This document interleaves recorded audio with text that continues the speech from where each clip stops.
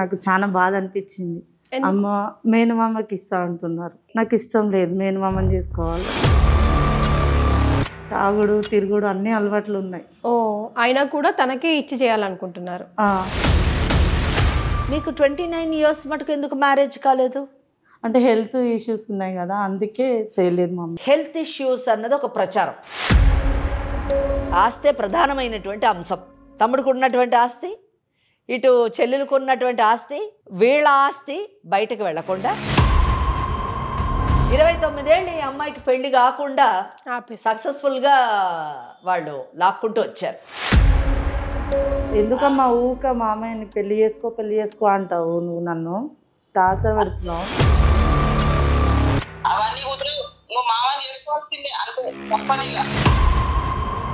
కాదు, మీరెందుకు మీ తమ్ముడికి ఇచ్చి అంత బలవంతంగా పెళ్లి చేయాలనుకుంటున్నారు? ఎవరైనా కష్టపెడతారా అమ్మ? బిడ్డ సుఖపడాలనే కోరుకుంటాను కదా నేను కూడా. ఎట్లా, ఏ రకంగా సుఖపడుతుంది అనుకుంటున్నావు? తాగుబోతోనికి తిరుగుబోతోనికి ఇచ్చి? మీ తమ్ముడి మీద మీకు చాలా ప్రేమ ఉంది. ఎంత ప్రేమ ఉందంటే ఆ పిల్లోడికి 40 ఏళ్ళు వచ్చినా కూడా పెళ్లి కాకుండా ఆపెట్టారు. నా రెండో కూతురే నీకు పెళ్ళం చిన్నప్పటి నుంచి చెప్పి మీరు మంచోళ్ళు అనుకోవాలా, చెడ్డోళ్ళు అనుకోవాలా, తల్లి అనుకోవాలా, లేకపోతే సవతి తల్లి అనుకోవాలా? చెప్పండి మీరే.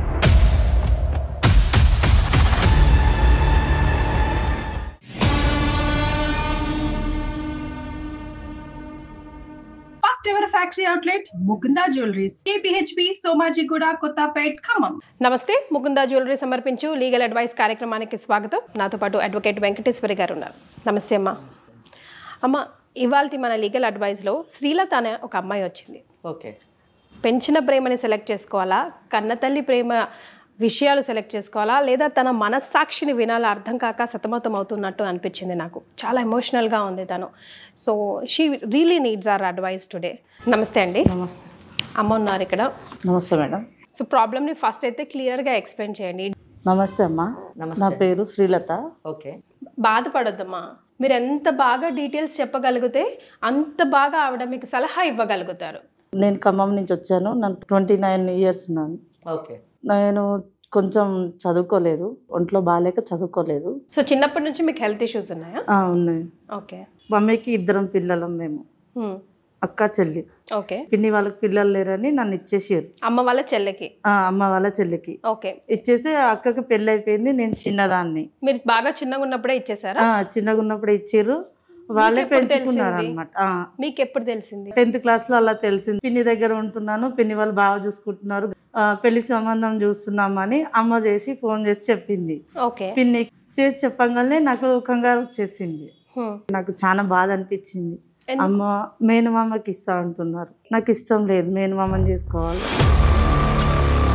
ఓకే. ఎందుకని ఇష్టం లేదు? అతనికి అన్ని అలవాట్లు ఉన్నాయి. అన్ని అంటే? తాగుడు తిరుగుడు అన్ని అలవాట్లు ఉన్నాయి. ఓ అయినా కూడా తనకే ఇచ్చి చేయాలనుకుంటున్నారు. ఎందుకని? మీరు ఎప్పుడైనా ఎక్స్ప్లెయిన్ చేయడం? అంటే అమ్మ అంటే చెప్పాను నేను ఆల్రెడీ. కాకపోతే అమ్మకి కొంచెము డబ్బు అంతా ఉంది కదా, బయట ఎందుకు ఇవ్వాలి పాపని, మన ఇంట్లోనే ఉంచుకుందాము, మన దగ్గరే ఉంటుంది, డబ్బు కూడా ఏడుకోవద్దు అని చెప్తే పిన్ని కూడా వద్దంది ఫస్ట్. ఓకే. మళ్ళా తర్వాత అమ్మ పిన్ని ఇద్దరు ఒకటి అయ్యిండ్రు, మాట్లాడుకున్నారు. నాకు ఇష్టం లేదు, నేను ఎట్లయినా సరే నేను చేసుకోను అంటున్నా. మీరెవరైనా ఇష్టపడతారు? లేదు, నా ఏజ్ కూడా 29 ఉంది, ఆయన ఏజ్ కూడా 40 ఉంటాయి. ఓ ఈ ఏజ్ ఎంత? 29, 40. ఒక ఇంట్లోనే ఉండి పెరిగి అన్ని చూసిన దాన్ని ఆయన కూడా చూసాడు. ఈ అమ్మాయి శ్రీలత, మీకు 29 years మటుకు ఎందుకు మ్యారేజ్ కాలేదు? అంటే హెల్త్ ఇష్యూస్ ఉన్నాయి కదా, అందుకే చేయలేదు మమ్మీ. హెల్త్ ఇష్యూస్ అంటే వాళ్ళు సంబంధాలు చూడలేదా, లేకపోతే చూసారు కానీ మమ్మీ ఏంటంటే బయట సంబంధం ఎందుకు, ఇంట్లో సంబంధమే చేద్దాము అని మమ్మీ పట్టింది అనమాట. మీ పిన్నమ్మ మరి ప్రయత్నం చేయలేదా పెళ్లి? పిన్నమ్మ చెప్పింది, బయట చెప్పడం కాదు, సంబంధాలు చూసారా? చూసారు. మరి వచ్చిన వాళ్ళు ఏమైంది అంటే వచ్చిన వాళ్ళు కూడా ఓకే అంటున్నారు కానీ అమ్మ ఏం చేస్తుందో తెలియదు, అమ్మ వల్ల సంబంధాలు. ఇక్కడ డౌట్ ఏంటంటే హెల్త్ ఇష్యూస్ అంటే ఏంటండి, మీ ఏం ప్రాబ్లం ఉంది? నాకు చిన్నప్పటి నుంచి ఆస్మా ఉంది. పిన్ని ఏమంటున్నారు? ఇక్కడ ఇద్దరిది ఏం క్లాష్ లేదు, ఇద్దరు కూడా మమ్మీ పిన్నిని ఒప్పించేసింది అమ్మ. అదే మరి, అంటే ఇద్దరు యొక్క టార్గెట్ ఒకటే. తనకి ఇష్టం లేదు కదా, ఇష్టం లేదు కదా, మేనమామని చేసుకోవాలని ఇష్టమే లేదు. ఓకే. మా దగ్గరికి ఎందుకు వచ్చారు మీరు? మీరు ఏదో ఒకటి చెప్తారు కదా మేడం, సలహా చెప్తారు కదా, ఒక న్యాయం. మీకు సలహా చెప్పాలా, మీ అమ్మ అమ్మకి వాళ్ళకి పిన్నికి చెప్పాలా? చెప్తే కొంచెం. చాలా ఇష్యూస్ ఉన్నాయి తప్పకుండా. తల్లికి 2 పిల్లలు, 2 ఆడపిల్లలు. 2 ఆడపిల్లల్లోని చెల్లెలకి పిల్లలు లేరు కాబట్టి రెండో కూతుర్ని అంటే ఈ అమ్మాయిని శ్రీలతని పెంపకానికి ఇవ్వడం జరిగింది. అంటే ఇక్కడ మనకేం కనిపిస్తుంది, తను ఏదో చెల్లెలకు బిడ్డలు లేరు కాబట్టి పెంపకానికి ఇచ్చింది అన్నది మనకి బయట ప్రపంచానికి కనిపించేటటువంటి. కానీ ఇక్కడ ఏంటంటే చెల్లెలకి పిల్లలు లేరు కాబట్టి ఆమెకున్నటువంటి ఆస్తి ఎటు పోకుండా తనకున్నటువంటి ఒక బిడ్డను అక్కడికి ఇవ్వడం వల్ల ఆ బిడ్డకి ఆ చెల్లెల ఆస్తి బయటకు పోకుండా తన బిడ్డకే చెందుతుంది అన్నది ప్రధానమైనటువంటి ఫస్ట్ ఇన్స్టెన్స్. అది తర్వాత రెండోది హెల్త్ ఇష్యూస్ అన్నది ఒక ప్రచారం. అది ఎంత ప్రచారం అయిపోయిందంటే ఆఖరికి శ్రీలత కూడా ఏంటమ్మా నువ్వు ఏంటి ప్రాబ్లం, అసలు 29 ఏళ్ళు నీకు పెళ్ళి ఎందుకు కాలేదమ్మా అంటే నాకు హెల్త్ ఇష్యూస్ ఉన్నాయి అని ఆమె చెప్తుంది. ఏంటి అంత భయంకరమైనటువంటి హెల్త్ ఇష్యూస్ ఏమున్నాయి? అటువంటి ఇష్యూస్ ఉంటే అసలు ఈ అమ్మాయికి అసలు 29 ఏళ్ళు పెళ్లి కాలేదు, అసలు పెళ్ళి అవుతుందా భవిష్యత్తులో? ఒకవేళ ఇటువంటి ప్రాబ్లం ఉంది కాబట్టి సొంత తల్లి తన బిడ్డ మీద ఉన్నటువంటి మమకారంతో తమ్ముడినిచ్చి పెళ్లి చేసి తమ్ముడు గొంతు కొయ్యాలనుకుంటుంది, కానీ బిడ్డను కాపాడాలనుకుంటుంది. అంత గొప్ప తల్లి అనేటటువంటి ఆలోచనలోకి నేను వెళ్ళిపోయాను. కానీ ఇక్కడ కూడా మళ్ళీ ఆస్తే ప్రధానమైనటువంటి అంశం. తమ్ముడికి ఉన్నటువంటి ఆస్తి, ఇటు చెల్లెలకు ఉన్నటువంటి ఆస్తి, వీళ్ళ ఆస్తి బయటకు వెళ్లకుండా ఈ 3 ఆస్తులు ఒకే దగ్గర ఉండేటట్టుగా తమ్ముడికి ఇచ్చి చెయ్యాలి అన్నది రెండవ ఆలోచన. దానికి గాను 29 ఏళ్ళు ఈ అమ్మాయికి పెళ్లి కాకుండా సక్సెస్ఫుల్గా వాళ్ళు లాక్కుంటూ వచ్చారు. ఇక్కడ 29 ఏళ్ళు చాలా లాంగ్ టైం కదా, ఇంకేముంది, ఇంకొక సంవత్సరం అయితే 30 ఏళ్ళు వచ్చేస్తాయి. 30 ఏళ్ళు వస్తే బయట సంబంధాలు వచ్చినా కూడా క్వశ్చన్ చేస్తారు. కొంచెం మంచి సంబంధాలు వచ్చే అవకాశం కూడా తక్కువ ఉండేటటువంటి అవకాశం ఉంది. మీ అక్కకి ఏ వయసులో పెళ్ళి అయిందమ్మా? 22 ఏళ్ళు. సో ఆమెకి 22 ఏళ్ళు అయితే ఈ అమ్మాయికి 7 ఏళ్ళు అయిపోయింది. 22 దాటి 7 ఏళ్ళు అయిపోయింది, అయినా పెళ్లి కాలేదు. ఇప్పుడు అవ్వాల్సిన పెళ్లికి కూడా మళ్ళీ గొడవలు. ఏమని? తమ్ముడికి ఇచ్చి చేయమని.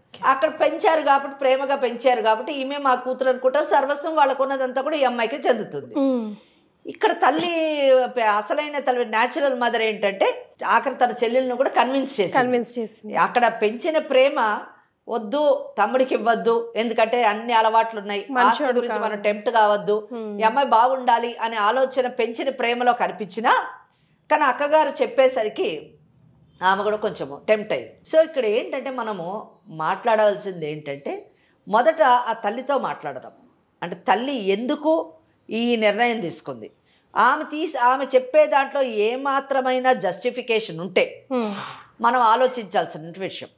అయితే ఒకటి ఆలోచించినా కానీ మనం కౌన్సిలింగ్ కానివ్వండి, మీడియేషన్ కానివ్వండి చేసి శ్రీలతని ఒప్పించాలి అనే ప్రయత్నము చట్ట పరిధిలో లేదు, అది ఇంపాసిబుల్. ఇక్కడ 29 ఏళ్ళు అంటే షీఈ్ ఎ మేజర్.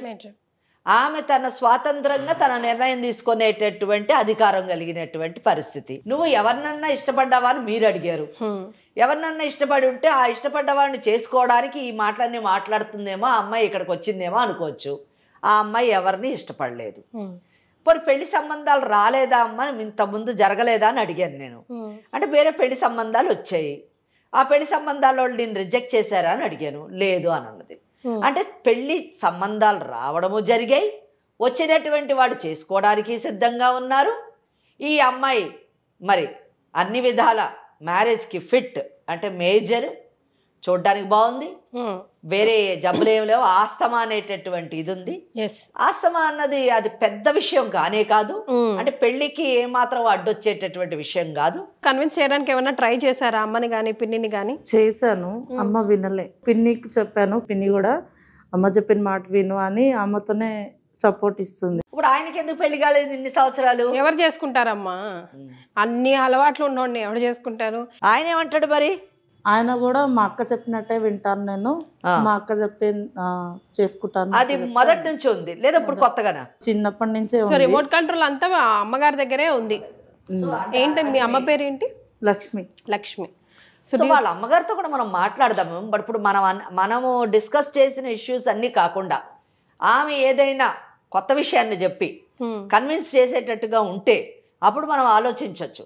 అది కూడా ఏంటి, మామూలుగా వెంకటేశ్వరి కీర్తి అంతే, వెంకటేశ్వరి అడ్వకేట్గా ఆలోచించే విషయం కానే కాదు ఇది. కనుక ఆమె ఏం మాట్లాడుతుందో ఆలోచిద్దాము. సో ఒకసారి అమ్మకి ఫోన్ కలుపుతారా? హలో అమ్మా బాగున్నావా? బిడ్డ శ్రీలత ఎట్లున్నావమ్మా? బాగానే ఉన్నామ్మా. ఎక్కడున్నావే? ఇంటి దగ్గరే ఉన్నామ్మా. ఏం చేస్తాను? ఏం చేయట్లేదు, కూర్చొని ఉన్నామ్మా. అంత మంచిగా బాగానే ఉన్నామ్మా. ఎందుకమ్మా ఊక మామయ్యని పెళ్లి చేసుకో అంటావు, నువ్వు నన్ను టార్చర్ పెడుతున్నావు. మళ్ళీ పెళ్లి గురించి మాట్లాడతావు. నాకు ఇష్టం లేదమ్మా, నువ్వు అట్లా అనకమ్మా, నాకు ఇష్టం లేదు, నేను చేసుకోను మామయ్యని. అమ్మా ప్లీజ్ అమ్మా, నేను చేసుకో, నాకు ఇష్టం లేదమ్మా. ఇక పిన్నిని కూడా అట్లనే ఒప్పించినావు.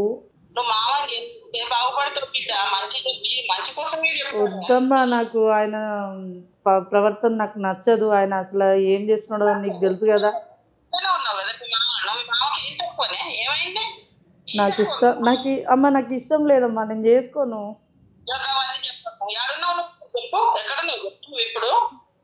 ఇంట్లోనే ఉన్నా. ఎందుకు ఇంట్లో ఉన్నావు అని అబద్ధం చెప్పడం ఏంటి? నేను మాట్లాడతా. అసలు కన్న తల్లి అయ్యుండి తన గురించి తన గొంతు అలా కోయాలని ఎందుకు అనిపించిందండి? తన లైఫ్ స్పాయిల్ కాదా మీరు అలా చేస్తే? నా కూతురు నా ఇష్టం వచ్చినట్టు చేసుకుంటా. ఎవరే? శ్రీలత కాదమ్మా, నేను సుమన్ టీవీ లీగల్ అడ్వైస్ నుంచి కీర్తి మాట్లాడుతున్నాను. నాతో పాటు అడ్వకేట్ వెంకటేశ్వరి గారు కూడా ఉన్నారు ఈ షోలో. మీ పాప ఇక్కడికి వచ్చింది. కాదు, మీరెందుకు మీ తమ్ముడికి ఇచ్చి అంత బలవంతంగా పెళ్లి చేయాలనుకుంటున్నారు? ఫస్ట్ ఆఫ్ ఆల్ ఆయనకి ఏజ్ ఎక్కువ ఉంది. చెప్పండి. బిడ్డను ఎవరైనా కష్టపెడతారా అమ్మా? బిడ్డ సుఖపడాలనే కోరుకుంటాను కదా నేను కూడా. ఎట్లా, ఏ రకంగా సుఖపడుతుంది అనుకుంటున్నావు? తాగుబోతోనికి తిరుగుబోతోనికి ఇచ్చి చిన్నప్పటి నుంచి చూసుకుంటూనే ఉన్నారు కదమ్మా. ఇగో బిడ్డకు కొంచెం ఆరోగ్యం మంచిగా ఉండదమ్మా. ఇక బయట ఎవరికైనా ఇచ్చినాం అనుకో, మళ్ళీ ఆయన ఎంతకాలం చూసుకుంటాడో తెలియదు కదా, మళ్ళీ ఏమైతుందో తెలియదు. అదే నా తమ్ముడు అయితే ఇంట్లో మా కళ్ళ ముందట తిరుగుతుంది కదమ్మా బిడ్డ. అమ్మ, మీ బిడ్డకి ఏమంత పెద్ద రోగం లేదమ్మా, ఉన్నది ఆస్తమా. ఇక ఇప్పుడు వాళ్ళకు ఆస్తున్నదమ్మా. ఇగో నా తమ్ముడు జర గరీబులు ఉన్నాడు. ఆ ఆస్తి నా బయట ఎవరికో తినకుండా పెళ్లి చేస్తే నా తమ్ముడే ఉన్నో నా బిడ్డ నా కళ్ళ ముందట కనపడతారు కదమ్మా. నువ్వు ఆస్తి మాత్రమే చూస్తున్నావు, నీ బిడ్డ అవసరం లేదా? బిడ్డ సుఖపడుతుందనే కదమ్మా నేను కూడా బాగా ఆలోచించేది. ఏ రకంగా సుఖపడుతుంది అనుకుంటున్నావో నాకైతే అర్థం అవ్వట్లేదు. అడ్వకేట్ వెంకటేశ్వరి గారు కూడా ఉన్నారు, ఒకసారి అమ్మతో కూడా మాట్లాడండి. అమ్మ ఏం పేరమ్మ మీది? లక్ష్మి అమ్మ నా పేరు. లక్ష్మి. పెంపకానికి మీ కూతుర్ని మీ చెల్లెలికి ఇచ్చినా కానీ మీ కడుపును పుట్టిన బిడ్డ ఎక్కడ పెరిగినా మీ బిడ్డనే కదా. మీరు మీ పెద్ద కూతుర్ని బయట ఇచ్చి చేశారు కదమ్మా. ఆమె బయట చక్కగా హ్యాపీగానే ఉంది కదా, సంతోషంగానే ఉంది కదా. అలాగే ఈ అమ్మాయిని కూడా బయట ఇస్తే హ్యాపీగానే ఉంటుంది, సంతోషంగా ఉండే అవకాశం ఉంది. అటువంటి సంబంధాన్ని చూసి చెయ్యండి. మీరు కానివ్వండి, మీ భర్త కానివ్వండి, మీ చెల్లెలు కానివ్వండి, మీ మరిది కానివ్వండి, ఇంతమంది ఉన్నారు, మీ పెద్ద కుటుంబం ఉంది. ఈ కుటుంబం అంతా కలిసి ఒక మంచి పిల్లవాడిని చూసి చేస్తే ఈ అమ్మాయి కూడా బాగుంటుంది. మీ తమ్ముడుకు ఉన్నటువంటి చెడు అలవాట్ల గురించి మీకు బాగా తెలుసు. అటువంటి చెడు అలవాట్లు ఉన్నవాడిని ఇచ్చి చేస్తే రేపు తాగుడు ఎక్కువయ్యి ఏదో ప్రాబ్లం వచ్చి, హెల్త్ ప్రాబ్లం వచ్చి ఆయన ఆరోగ్యం పాడైపోయి ఏదన్నా అయితే మీ కూతురు మీ కళ్ళ ముందే ఉంటుంది. కానీ ఏ విధంగా ఉంటుందో ఒక్కసారి ఆలోచించండి. ఆమె ఉండే పరిస్థితి మీరు చూస్తూ ఏడవలసినటువంటి పరిస్థితి ఏర్పడుతుంది. ఈరోజు మెడికల్ సైన్స్ మేనమామల్ని ఒకే రక్తానికి సంబంధించినటువంటి వాళ్ళని చేసుకుంటే వాళ్ళకు పుట్టేటటువంటి పిల్లలు అవయవ లోపంతో, ముఖ్యంగా మందస్థితితోని పుట్టేటటువంటి పరిస్థితి ఉంది అన్నది సమాజంలో చూస్తూనే ఉన్నాం. మీకు ఆ అనుభవం ఉందో లేదో నాకు తెలియదు.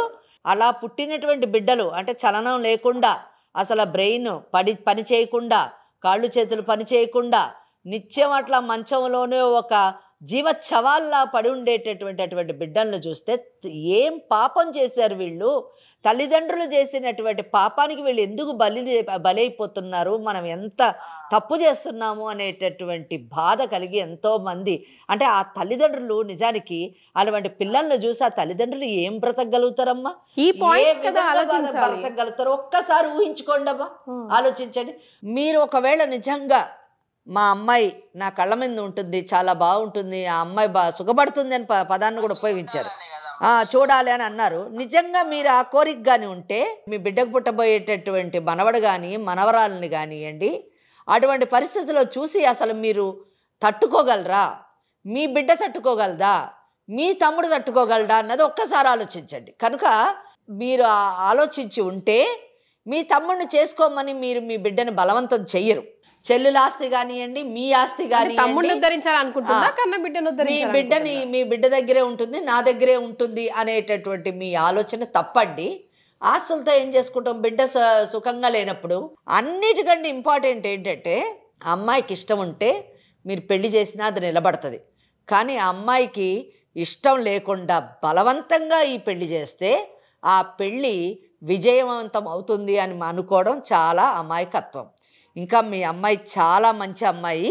ఎందుకంటే ఇంత వయసు వచ్చినా, 29 ఏళ్ళు వచ్చినా పెంచినటువంటి తల్లిని కానివ్వండి, కన్న తల్లిని కానివ్వండి, ఇద్దరు మాట అవదాటకుండా ఈరోజు కూడా నాకు ఈ పెళ్ళి ఇష్టం లేదు, బలవంతం చేయొద్దు అని మిమ్మల్ని బతిమాలుతుంది. కానీ ఆ అమ్మాయి ఎక్కడికో వెళ్ళిపోవడమో లేదా ఇంకెవరినో పెళ్లి చేసుకోవడమో ఎవరినో ప్రేమించడమో ఈ పనులు చేయలేదండి. మీ తమ్ముడి మీద మీకు చాలా ప్రేమ ఉంది. ఎంత ప్రేమ ఉందంటే ఆ పిల్లోడికి 40 ఏళ్ళు వచ్చినా కూడా పెళ్లి కాకుండా ఆపెట్టారు. నా రెండో కూతురే నీకు పెళ్ళామని చిన్నప్పటి నుంచి చెప్పి 40 ఏళ్ళు వచ్చినా కూడా ఆ పిల్లోడిని ఎందుకు పనికి రాకుండా ఒక తాగుబోతోళ్ళలాగా, ఒక తిరుగుబోతోళ్ళలాగా ఆ అబ్బాయిని వదిలేసి ఆయనకిచ్చి నా కూతురు సుఖపడుతుంది ఈ పిల్లోడితోనే అని అంటున్నారంటే మీరు మంచోళ్ళు అనుకోవాలా, చెడ్డోళ్ళు అనుకోవాలా, మూర్ఖులు అనుకోవాలా, అమాయకులు అనుకోవాలా, తల్లి అనుకోవాలా, లేకపోతే సవతి తల్లి అనుకోవాలా? చెప్పండి మీరే. అమ్మాయి ఇది కరెక్ట్ కాదు. నిజానికి మా అమ్మాయి అనారోగ్య పాలైందండి, నా తమ్ముడైతే బాగా చూసుకో. ఆ అమ్మాయికి ఏం కాలేదమ్మా, మీరే ప్రచారం చేస్తున్నారు. మరి ఆ అమ్మాయికి ఉన్నది ఆస్తమా మాత్రమే. ఆ ఆస్తమా పెద్ద జబ్బేమీ కాదు. ఆ జబ్బు వలన ఎవ్వరూ పెళ్లి చేసుకోకుండా ఉండేటటువంటి పరిస్థితి కాదు. లేదా పెళ్ళైనా ఆమె కాపురానికి ఈ జబ్బేమీ అడ్డు కాదు. కనుక మీరు ఆమెను అర్థం చేసుకొని ఆమెని కడుపులో పెట్టుకొని కాపాడేటటువంటి భర్తను చూసి పెళ్లి చేయండి అమ్మా. అంతేగాని జబ్బనే వంకను పెట్టి అన్ని అవలక్షణాలు ఉన్న తమ్ముడు చేసి ఆ అమ్మాయిని ఎందుకండి ఇబ్బంది పెట్టడం? అమ్మ ఆలోచించండి మనస్ఫూర్తిగా. ఆస్తి అన్న విషయాన్ని పక్కన పెట్టేయండి. మీకున్నది ఒకటే కోరిక, ఆస్తి ఎక్కడికి పోతుంది అని భయపడుతున్నారు. ఆస్తి విషయం వదిలేయండి. నేను ఇంకొక ఐడియా చెప్తున్నా, మంచి ఆస్తి ఉన్నవాడిని చూసి చెయ్యండి. మీకు అవకాశం కూడా ఉంది కదా.